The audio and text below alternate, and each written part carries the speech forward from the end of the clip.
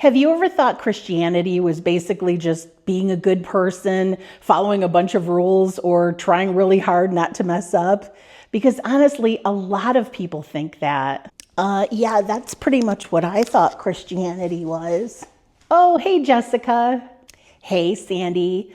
Also, I've heard Christianity is shutting off your brain, having blind faith, anti-science, anti-women, and full of judgmental hypocrites.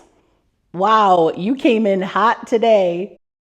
But honestly, I have heard all of those things too. And since last week we talked about what Christianity actually is, I thought it would be good to start talking about some of the biggest misconceptions people have about Christianity. But there are so many misconceptions that I realized there was no way we could cover them all in one video. So we're turning it into a series. And in each video, we're going to take one common misconception and then go straight to the Bible to see what it actually says. Okay, wait, I love that. Before we jump in, hi, I'm Sandy, and on this channel, we explore big questions about Christianity in plain English. And today, we're talking about one of the biggest misconceptions about Christianity, that it's all about being a good person. Wait, so Christianity isn't about being a good person? This is where a lot of people get confused. Most people think Christianity is basically try your best, be a decent human, don't do horrible things. But the Bible actually teaches something very different. Okay, I'm listening. First, we have to ask, what even is good? Because everybody has a different definition. Usually people compare themselves to other people, like, well, I'm not as bad as that guy. Exactly. As long as there's someone worse than me, I'm doing amazing.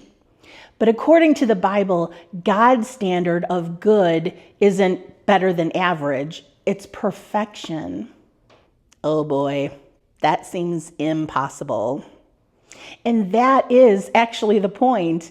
In Romans 3:23, the Bible says, all have fallen short of the glory of God, meaning none of us have lived perfect lives. Not me, not you, not Mother Teresa, literally no one except Jesus. Okay, wow, this got deep fast. And honestly, for a long time, I misunderstood this too. I grew up in church, and at one point in my early adult life, I remember actually getting mad with God. I thought, this feels impossible. No one can keep all these commandments perfectly. I feel like we're being set up to fail. But eventually, I realized that was exactly the point God wanted me to get to. And actually, He wants all of us to get to. Did you know it actually tells us this in the Bible? Romans 3:20 says, therefore, no one will be declared righteous in God's sight by the works of the law. Rather, through the law, we become conscious of our sin. The purpose of God's law, otherwise known as the Ten Commandments, wasn't to show me how amazing I was. It was to show me that I needed help. So basically, the commandments are like a mirror? Yes, exactly. Ooh, I love me a mirror. In the first book of James, verses 23 to 25, the Bible actually describes it that way too. A mirror shows you what's wrong, but it can't fix you. God's commandments show us God's perfect standard, and eventually we realize we can't save ourselves by being good enough. So then what's the point? Are we all just doomed? No, and this is where Christianity becomes very different from what most people think it is. Christianity is not work your way to God. Christianity is God rescuing us because we could never save ourselves. Okay, wait, I feel like this channel could have saved me years of confusion. Well, if this video is helping Christianity feel less confusing, you can subscribe if you'd like to. We're going through all kinds of misconceptions and big questions on this channel. Also, I'd love to hear what you have to say. What's a misconception about Christianity that you used to believe? Let me know in the comments. If you think of it, Every other religion is about what we would have to do to get closer to or to please God. But in opposition to that, Christianity is all about what God has done for us. Whoa, that actually changes everything. Think of it this way.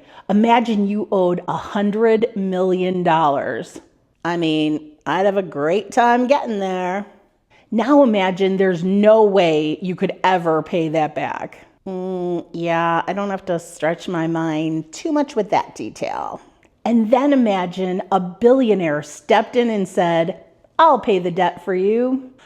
I would cry. I mean, that person would be getting my homemade brownies every week for the rest of their life.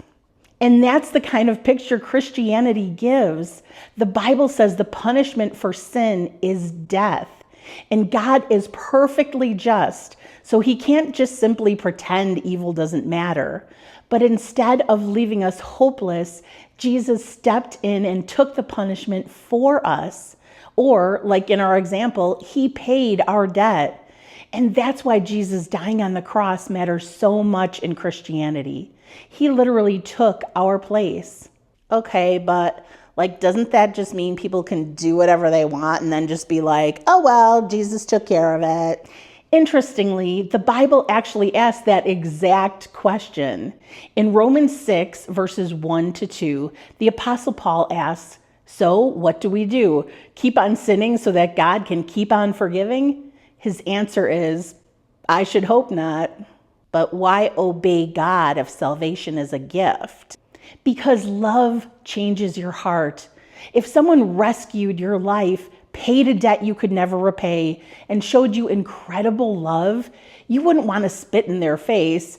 You'd love them back. You'd show them respect. You'd appreciate them and be thankful for what they did, not because you're trying to earn something, but because your heart has changed towards them. So obedience becomes more about love than fear.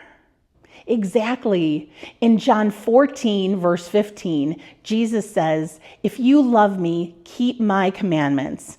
Not because we're trying to earn salvation, but because we love him. Christians don't follow God's commandments in order to get God to love them. We obey him because he already does love us.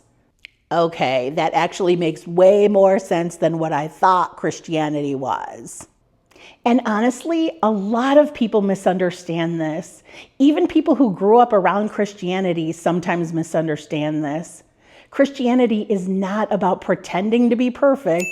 It's about realizing you aren't and trusting the one who is.